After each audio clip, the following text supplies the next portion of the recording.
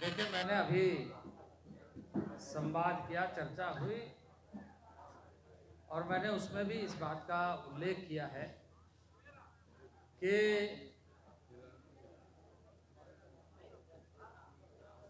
देश अमृत महोत्सव मनाते हुए आज़ादी का अमृत महोत्सव यानी 75 वर्ष मनाने का एक यात्रा प्रारंभ किया और उस यात्रा के क्रम में मूल उद्देश्य था कि देश संवैधानिक व्यवस्था के साथ आगे बढ़ते हुए परम वैभव की ओर पहुंचे। और 26 नवंबर से एक नई परंपरा प्रारंभ की गई इस अवसर पर कि संविधान दिवस के रूप में देशवासियों को अवगत कराते हुए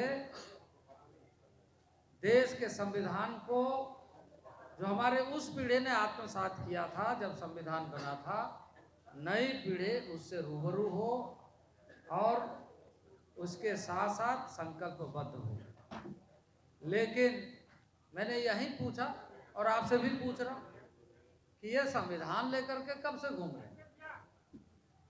2024 के पार्लियामेंट चुनाव के पहले से इस बात का भ्रांति पैदा करने का कोशिश कि वो जनता के बीच में कि संविधान बदल देंगे, भारतीय जनता पार्टी संविधान बदल देगी। क्यों कह रहे हैं? वो इसलिए कह रहे हैं क्योंकि उनके पास में राजनीतिक मुद्दा नहीं है जिसको वो कहे। अब उनके बीच में यही है कि लोगों को कैसे लड़ाया जाए, कैसे लोगों में मतभेद पैदा किया जाए, और हथियार उसको बनाते हुए कि जो बरसों से देश की चाहत, देश की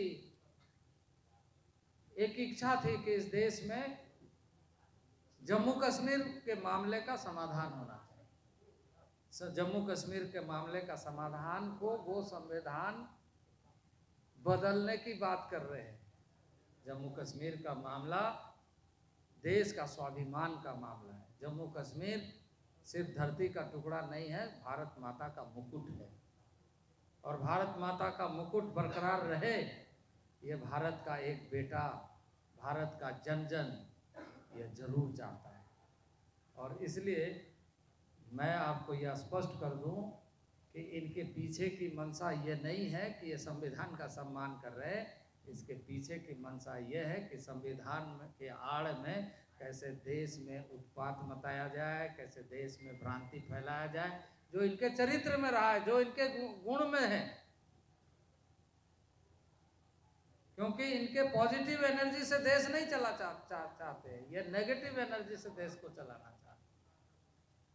और देश के अंदर देश के तमाम जनों को आंतरिक शक्ति को बढ़ाने की बात करने के बजाय आंतरिक शक्ति को घटाने की बात करते हैं। और इसलिए विदेशों में भी इस देश की आलोचना करते हैं।